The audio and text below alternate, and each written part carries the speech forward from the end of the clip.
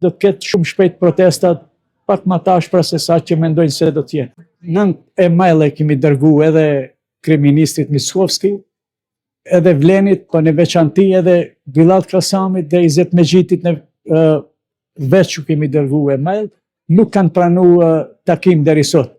Ne kemi stagnu në atë, kemi zhargit pak rastin e lëvizjes Antibigjos, rreth lojrave të fatit, shkak i premtimeve që se ato të gjithë fushatën para zgjedhore, edhe Izet Megjiti edhe Bilal Kasami kanë bërë me kërkesa të lëvizjes Antibigjos, po në fakt në teren ndodhen e kundërta.